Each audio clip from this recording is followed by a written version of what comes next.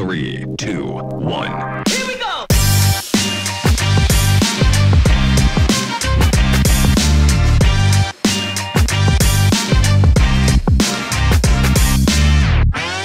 Velkommen til. Ny podcast. Nyt sted. Ny restaurant. Fortæl, hvad er det her? Jamen, det er et koncept, burgerkoncept, som vi igennem længere tid har drøftet, og som vi er nået til enighed om, hvordan skal forløbe.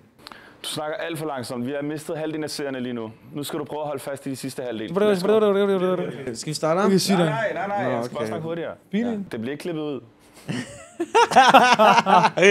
Ja, lad os det med. Kom nu. Så tager vi den herfra. Giv den gas. Skal jeg snakke endnu langsommere? Nej, hurtigt, bro. Bare have en samtale med ham. Vi har snakket hele dagen, man. Hvad laver vi lige nu? Hvad vi laver lige nu? Ja. Jeg ved ikke, hvad laver vi? Hvad er det, der åbner herude? Jamen, det er CBH Burger. Et koncept, som vi igennem længere tid har drøftet. Og som vi er sindssygt glade for nu at kunne sætte i gang på lørdag. Så det glæder vi os utroligt meget til. Nu på lørdag. Nyt burgerkoncept. Tager det en storm? Kommer det til at tage Danmark som en storm, eller hvad forventer vi af det her? Den tager jeg. Ja, lad mig høre. Jeg tror, vi har 4 eller 5 CBH-burger inden sommer 2025. 2025. Ja. Så du siger, inden for de næste 11 måneder, Ja. så er der 4-5, For at være mere korrekt, 10 måneder. 10 måneder. Yes. Stærkt. Er du med på den, Marco? Jeg synes, det lyder realistisk. Ja, vores CBH-burger om 5 år, lad mig høre det her. Dubai. Dubai? 100%. I 2030, 2029? Ja, så tror jeg, at vi er der i 2027. Sindssygt. Det er klart målet. Så rammer vi Dubai, Nej, Istanbul. ikke fordi vi skal ramme Dubai som sådan, fordi Dubai er toppen overhovedet ikke. Bare internationalt. Vi er internationale, det er vi. Ude for Europa også? Altså, Dubai er uden for Europa. Ja, men...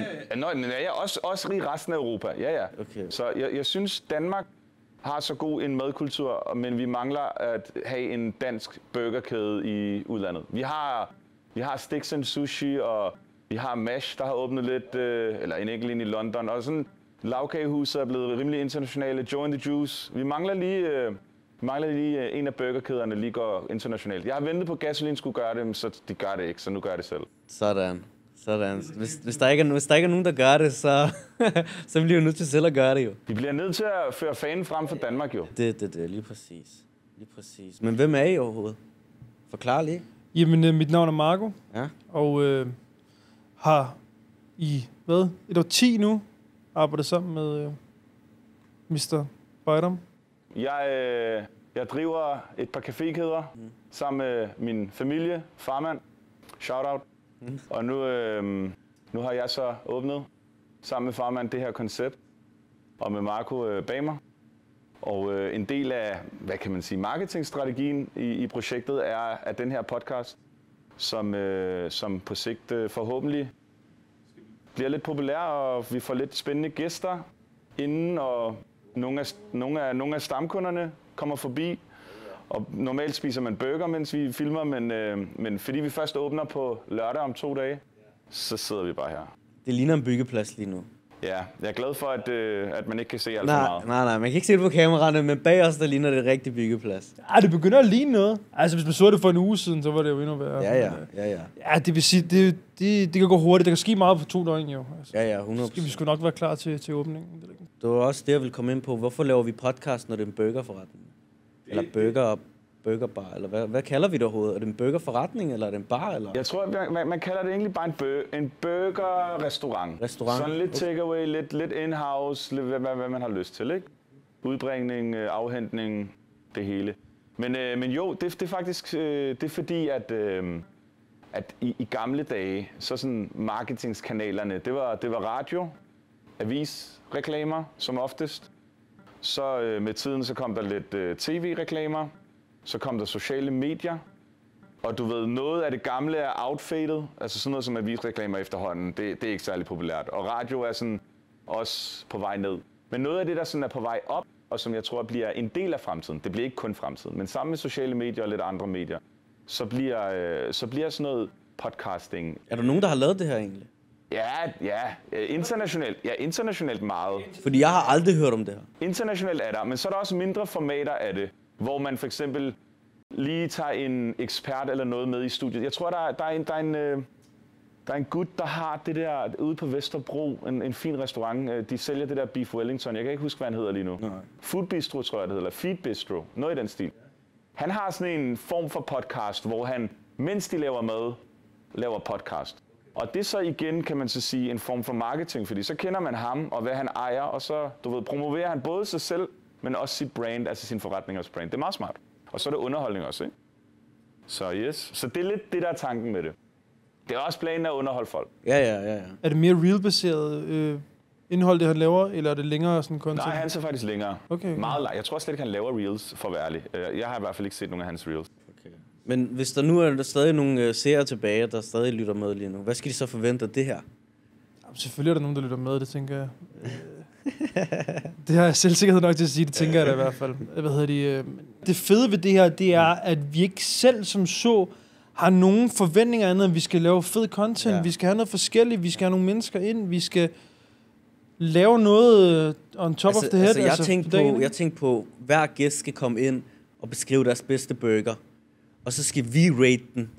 Og så har vi en tavle for eksempel.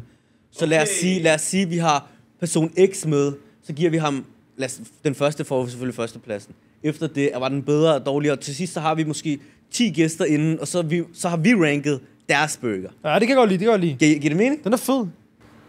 Forstår I? Ja, det plus der, den er sindssyg. Vi skaffer en tavle til næste gang, men jeg synes, vi skal starte med selv og lige komme ind på vores bedste burger. Så. Ja. Det var mit næste spørgsmål. Du skal starte, Rudi. Din bedste burger. Min burger, den er meget standard. Jeg kan godt lide det helt simpelt. Det skal være en blød bolle. Jeg ved ikke, hvordan man udtaler det, men det der brioche. Præcis. Jeg gad ikke at sige det. Og så skal der... Ja, når jeg selv laver den, ikke? Du tager den, og så sætter du lidt smør på panden. Så steger du den. Det gør vi også herinde. Gør I det? Okay. Det skal man gøre, man gøre. Så den er blød og sådan... Lige præcis. Men den bliver alligevel lidt crispy jo. Ja. Men det der smør, det trækker ind i brødet. En god fedtet bøf. Med ost. Hvad skal der ellers på? Syltede agurker, det er sindssygt. Alle dem, der ikke kan lide syltede agurker, det... Hvad vil du sige? Syltede agurker eller syltede rødløg? Hvis du skulle vælge en af dem. Du skal vælge en. Syltede agurker. Syltede agurker? Klart. Vil du også sige det? Så vil jeg hellere have syltede agurker og frisk løg i den. Okay, det er godt. Det kan følge i. Frisk løg, fordi det var min næste. Ja. Frisk løg. Altså, jeg ved ikke, der skal ikke engang noget salat i. Hvad for en sauce? Altså sådan... Hjemmelavet burgerdressing. Ved du, hvad han lige har beskrevet sådan helt... Jeg ved ikke engang, om jeg har gjort det med vilje. Men det er vores cheeseburger herinde, det ved du godt, ikke? Det er med... nu bliver det for meget reklame. Men det er vores cheeseburger, så det er faktisk den, du skal have. Den skal jeg have. Ja. Det er 100% sikkert. Hvad er din? Jeg kan godt lide, når det er lidt mere spicy. Det må godt være spicy. Der skal være noget chili mayo i bunden. Det synes jeg. Jeg kan faktisk også godt lide... hvis der er en eller anden form for special mayo eller jalapenos i, for eksempel. Sindssygt også. Lidt mexicansk burger. Ja, sådan lidt mexicansk i det. Ost, bøf, god bøf. Bøf, der fylder bollen ud, ikke? Så der er plads. Og jeg er også til rødløg. Men jeg kan godt lide både rødløg og syltegurker, faktisk. Der kan godt komme begge dele. Ja, der kan godt komme begge dele. Og en vigtig ting, ikke? Som vi også har snakket meget om, det der med. En vigtig ting, det er, at salaten, når du spiser, at den stadig har lidt sprødhed. Lige præcis, og det er derfor, jeg ikke vil have salat i. Fordi det er næsten umuligt at få det til at blive sprødt. Når det ligger der imellem en varm bøf og en varm bolle, og så bliver det bare... Det kan jeg fortælle dig, det er ikke umuligt. Det er det ikke, men det er svært. Jeg kan ikke lave det, men jeg ved, at det bliver lavet her. Det er ikke i tvivl om. Ja. Når Marco hopper i køkkenet, så sker der ting. Så sker der ting. Det er godt, det ikke er mig, der står derude. Hvad siger du? Ja. Min favorit burger, det er en, jeg fik i Dubai engang, som jeg har lavet mig inspirere af, og som vi nu sælger her. Den hedder Mabel Sriracha Chicken Burger. Altså, jeg er allerede der, savler man, ikke? Wow. Ja.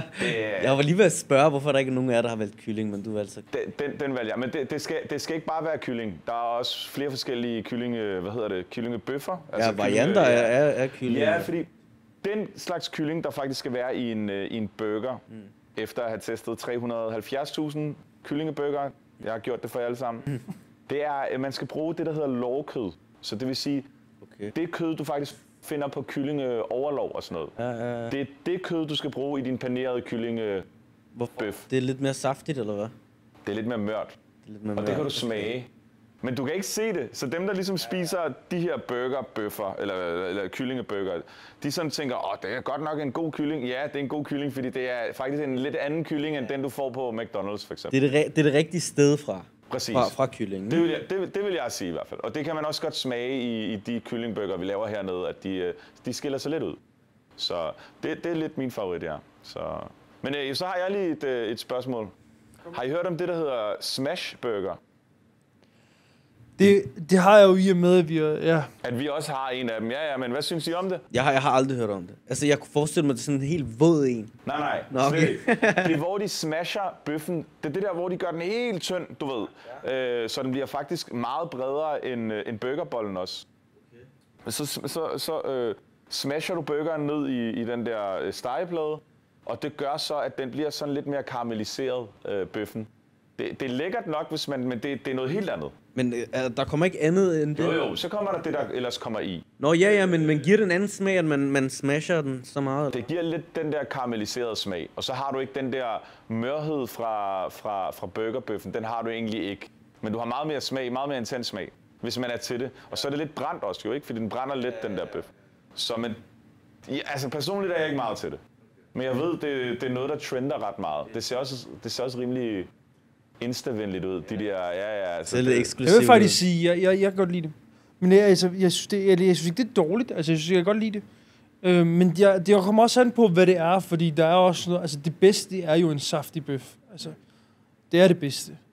Men jeg synes også, der er noget specielt over det der, altså unikt over den der måde, de presser det sammen, og det bliver mere intens oplevelse. Jeg kan godt lide det. Hvis man nu spiser burger, og det gør vi 4 gange om måneden, så vil jeg sige, så skal jeg max have en smashburger 1 gang hver anden måned. Så ud af 8 besøg, så skal 1 af dem være smashburger. Det synes jeg også er nok. Altså, det er fint. Yeah. Men jeg tror, der er nogen, der er mere fan af det. Er jeg den eneste, der er sulten hende?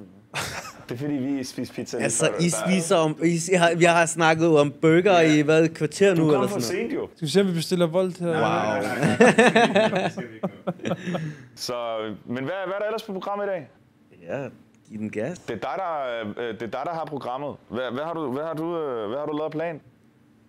Har du noget tilbage? Nej, jeg har ikke noget. Det er freestyle. Det er, hvad man gør, når man er gået i stå. Ja. Så siger man bare, Marco. Jeg kunne faktisk godt tænke mig at snakke om, hvor travlt vi får på åbningsdagen. Vi har jo drøftet lidt.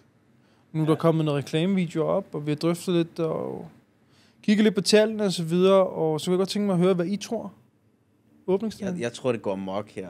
Altså, jeg tror, hvad er overhovedet? Hvad er reklamen?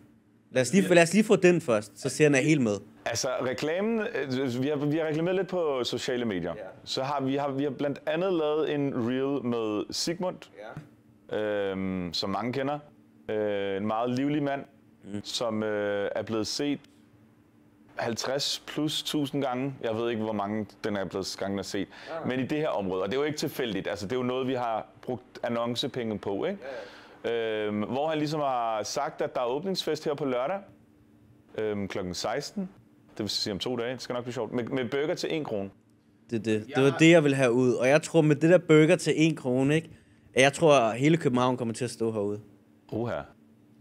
Det er stort pres at sætte på skuldrene. Altså, der kommer i hvert fald til at være en kø på over 200 mennesker, tror jeg. Ja, jeg tror i hvert fald, der konstant vil være over 100 mennesker i kø. Det er en forventning. Ja, det er heller ikke et tvivl. Men I er godt klar over, ikke, at nu kommer det her ud cirka aftenen før åbningen, måske lidt tidligere også, ikke? Og det vil sige i morgen. Det vil sige, at alt det her kommer ud før åbningen. Så hvis vi står med en åbning med 25 mennesker i kø, så fremstår vi som idioter. Men det er klar på nok, så får vi sjov ud af det. Jeg kan godt lide en idiot på det. Okay. Vi tror jo ikke på 25 mennesker, jo. Altså, jeg vil sige det sådan her. Jeg tror, at der bliver så lang kø, at den ikke bliver længere, fordi folk sådan tænker, what the fuck? For hvis nu, at man ikke skulle stå i kø, at man maks skulle stå i kø i 2 minutter, så tror jeg, at vi snilt kunne have haft 2.000 mennesker forbi på åbningsdagen. Men jeg tror, at der er mange, der sådan der lige kører forbi sådan efter arbejde, og måske havde tænkt sig at komme forbi klokken 6 med børnene, Når så på vej hjem fra arbejde, så ser de køen, og så laver de bare andre planer til klokken 6. Jeg tror, vi er ude i sådan noget. Du har fat i noget. 100%. Hvor mange mennesker kommer der i morgen så? Lørdag. Ja, lørdag. Jeg tror, vi ender med... Vi har kun åbent i 4 timer. Og jeg tror, vi kan producere en burger i gennemsnit i minuttet. Okay. Så vi rammer ikke meget mere end 240 burger. Så 240 mennesker når at få mad. Jeg tror ikke, vi kan lave burger hurtigere end det, men vi må lige se. Jeg siger 300. Men jeg er optimistisk. Men jeg tror, det passer meget godt. Det er et sted omkring, det er jo også... 250-300 mennesker, cirka. Det kan vi jo. Altså, nu skal vi jo filme igen i næste uge. Ja. Så kan vi jo snakke om det. Og der har vi også vores burger counter, som skal stå her, som tæller burger, hvor mange vi har solgt og så videre. Så det skal nok blive sjovt. Og man kan sige, altså, vi sidder jo også på lørdag og snakker, ikke? Nå ja, gør vi det? Altså efter lukketid? Jeg ved det ikke i hvert fald. Vi kan kigge på det i hvert fald. Jeg synes, det er Altså nu på lørdag? Ja. Jeg kommer ikke nu på lørdag. Hvorfor ikke? Jeg er andre steder. Okay. Hvor er det sygt. Ja, men I ved, jeg er 2 gamle nisser, I kan ikke følge med i det her niveau, jo. Hvor skal du hen lørdag? Når i byen, eller hvad? Nej, jeg har bare planer. Nå. Sygt. Ja, bare planer. Bare planer? Bare planer. Så, men vi kan bare filme i næste uge, jo. En af dagene. Det finder vi ud af. Og så kan vi snakke om åbningen. Vi skal nok give en update. Har du andet på hjertet, Marco? Jamen, jeg kan godt smide et emne mere. Jeg tror, en god ting at vende op til det her er egentlig lidt mere uddybende omkring konceptet. Altså, en ting er burgerne. Nu har vi vendt burgerne og så videre, men hvad kan folk forvente ud over burger? Det vil sige, hvad har vi at tilbyde til vores burger? Og der tænker jeg jo lidt på... Som konceptudvikler, skråstreg, hvad hedder sådan noget ellers? Ejer, stifter, et eller andet, så den får du fra mig. Altså, først og fremmest, så prisniveauet ret godt. I forhold til, hvad man kan få på markedet i dag, ikke? Altså, jeg ved ikke, hvad en burgermenu i McDonald's koster i dag, men jeg tror den koster en sådan Big Mac vel 90 kroner eller sådan noget efterhånden. Tror du højere op? Hvis jeg tror McDonald's, ja, men det behøver vi ikke at for meget. Jeg tror det er sådan, jeg tror du er oppe på 119, 120 kroner. Ja, det tror jeg. Jo, 100 kroner for en menu i McDonald's. Hvis du skal have en menu i McDonald's af dine store burger, så er du over 100 kroner. Altså, jeg tror en Big Mac menu koster 100 kroner. Nej, jeg tror ikke helt på den. Det kan vi google bagefter. En Big Mac koster... Big Mac er en lille burger. En Big Mac koster 37. Det ved jeg, men jeg har ikke bestilt... Kun burger? Ja, kun burger. Jamen, det er en Big Mac, hvis du skal have en af de der, som folk... Altså, det ja, sådan noget der. Homestyle, er det ikke? Ja, de der, de koster kun sådan noget... De koster 70-80 kroner bare burgeren. Ja, en homestyle. Du skal have en menu, stor menu, det er 130. Okay, men det jeg prøvede at sige, det var, at hos os, der får man måske en lidt bedre kvalitetsburger end på McDonald's. Men til McDonald's priser. Den billigste menu herinde, det er faktisk den der cheeseburger der, som du kunne lide, den koster 99 kroner. Og det med sodavand, og det er faktisk inklusiv døbelse også. Og så har vi det der shake fries, som vi også lige kan komme ind på. Men så vores menuer er fra 99 til 109 kroner. Så man kan egentlig få et godt måltid til 99 kroner, ikke? Og så kan man også købe tingene separat, så en burger starter fra 69 og så op til 79. Så vi er ikke oppe i Jagger og gasolin prisniveau. Vi er lige lidt under, men vi er samme kvalitet.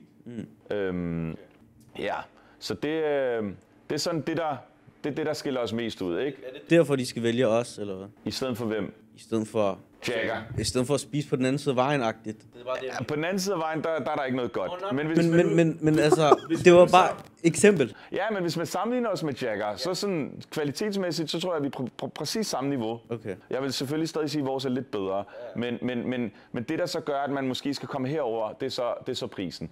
Men hvis man har et budget nok, så skal man altså sådan, ikke kigge på pengepunkten. Så skal man bare tage til gasolin. Det er lige meget. Altså, det kan jeg lige så godt indrømme, som det er. Der er ikke nogen i Danmark, der kan følge med dem. Heller ikke mig, hvis jeg kalder på de vildeste eksperter. Det er der ikke nogen, der gør. Ja, men gasolin er... Men så hvis man skal konkurrere med gasolin, så bliver man nødt til bare at prøve at få prisen ned på et andet prisleje, så man kan prøve at konkurrere med dem på prisen, ikke? Og det vi gerne vil med det her, det er, at vi vil gerne give en bedre oplevelse til en billig pris, altså hvad vi antager som værende en fin pris på markedet. Altså nu tog vi McDonald's som eksempel, noget hurtig mad, som mange mennesker nyder, men som godt ved, at det ikke er det højeste kvalitet. her der vil vi gerne give noget, som er en højere hylde, men er samme prisleje. Og det er egentlig det, der er konceptet og princippet omkring det hele. Ikke? Hvis du tænker value for money, så er vi helt oppe på toppen.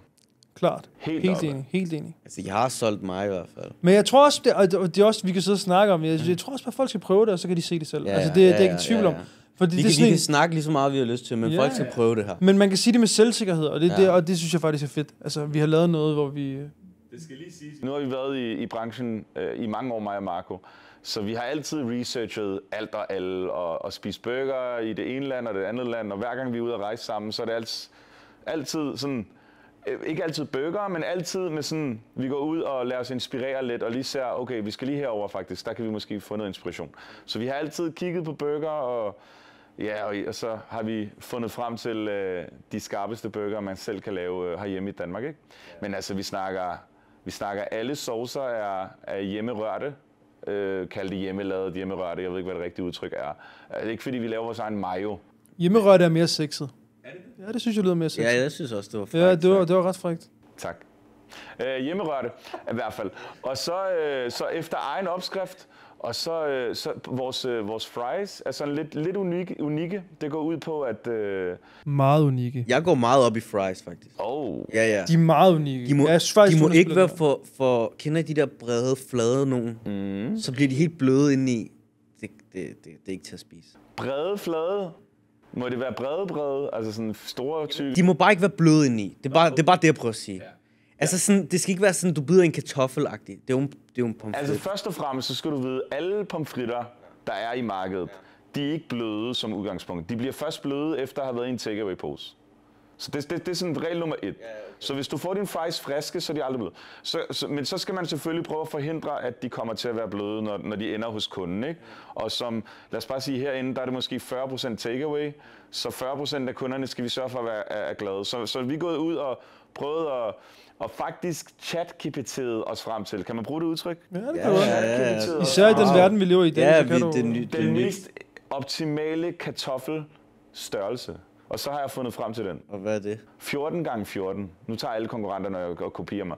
Ja, den er ret tyk. Altså en 14 mm gange 14 mm. Den er ret tyk. Altså, en McDonald's pomfrit mener jeg er 7 gange 7. Okay, men så er det en god størrelse. Ja, den almindelige pomfrit, du kender fra almindelige, supermarkeder, og der, hvor man er sådan standard spiser pomfrit, de plejer at være 9 eller 10 mm. Ja. Så du er ret stor. Lad mig sige det sådan. Fint nok. Ja, og det som ChatGPT i hvert fald siger, men det skal lige siges, at jeg testede det før jeg spurgte ChatGPT, så det var egentlig bare for at få bekræftet min teori, ikke? Ja. Og så sidder folk med deres telefoner. Googler du et eller andet ChatGPT? Så sidder ChatGPT den her, jeg skal lige se. ChatGPT bekræftede mig i, at sådan nogle tykke kartofler, de holder faktisk sprødheden bedre end de tynde. Og jeg var faktisk selv overrasket, for det gav ikke mening i mit hoved. Altså sådan nogle 14 mm der. Nej, det synes jeg heller ikke gav mening i mit hoved. Men det gør det. Både i praksis og i ChatGPT. Jeg henter takeaway, og så kører jeg hjem, og så tester jeg det. Men det er ikke det, der skiller dem ud, skal det lige siges. Altså det der er jo halvdelen af... størrelsen, det er jo... Det er jo sådan, der er jo mange, der har alle de der forskellige størrelser. Hvad gør dem så specielle? Det er, at de er unseasoned, hvis du ved, hvad det betyder. Sagde jeg det overhovedet rigtigt? Det er igen en meget sexet udtale, ja. Vi skal være lidt... Jeg troede faktisk, du sagde on-season, som at man... Det var også det, jeg sagde. Ovenpå. What? On. Nej, on. UN, ja. Så det vil sige... de er ukrydrede, tror jeg, man kalder det. Ja. Og så kommer de ned i sådan en bærepose, tror jeg, man kalder det. Og så i forbindelse med, at du bestiller din fries eller din menu, så skal du faktisk også vælge dit krydderi. Og det får du så ved siden af.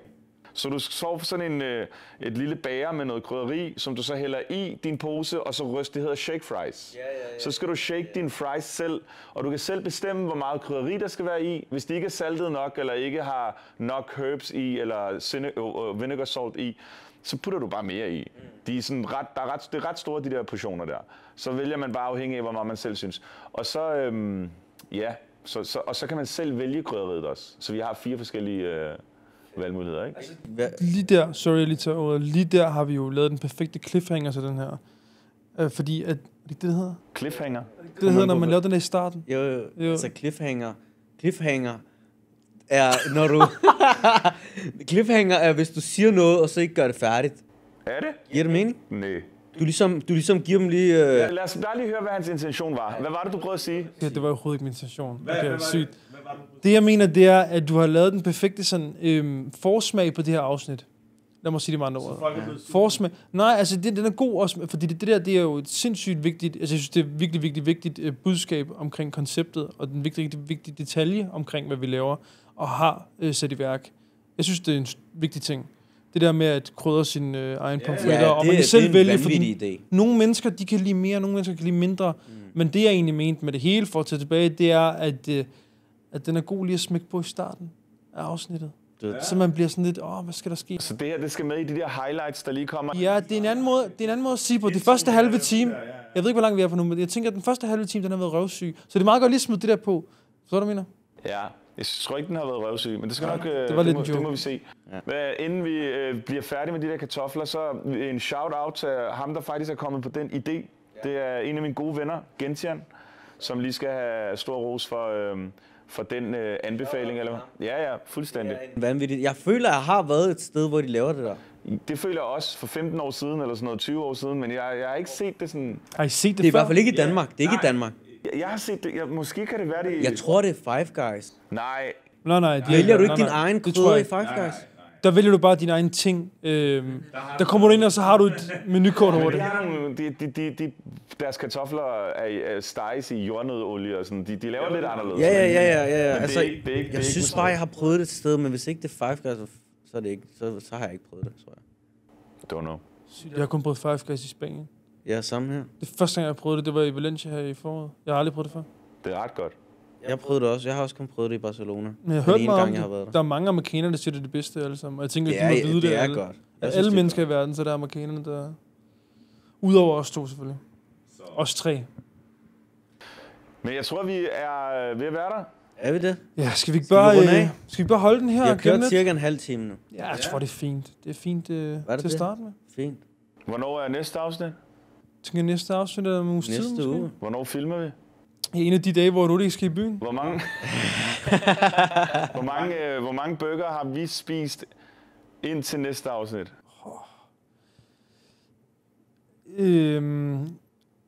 19. Ej, det er ulækkert. Altså, jeg har spist en. Jeg hvad er det ikke til sammen? Skal du ikke 19 hver? Er du sindssyg, det er en uge? Du snakkede for dig selv der. Altså, er du syg? Jeg kan spise 19 burger på en uge. I skal holde formen jo. Så I skal op på de der 19 sammen? Til sammen alle tre? Jeg tror, jeg kan godt spise 5 indtil om 7. Ja, og så spiser... Og du spiser 10, for han skal i byen, så det er lige sådan 5 ekstra. Og du skal huske at lægge en god bund. Og jeg spiser 4. Okay. Nå, Rudi, det er dig, der slutter samtalen. Er det mig, der gør det? Har du et sidste ord? Ja, men tak fordi I lyttede. Og jeg skal nok kigge i kameraet. Tak fordi I lyttede. Det er første gang, vi laver det her. Så jeg håber, det var en fornøjelse. Vi glæder os til næste uge, hvor vi filmer igen. Så hold jer opdateret. Har I nogle sidste ord? Ellers så cutter vi den nu. Kom med noget magi. Kom nu. Vi cutter den. Der går for lang tid. Jeg har den. Vældig. Er du klar? Du er god til sådan noget, ja. Smil, så smiler verden til dig. 3, 2, 1.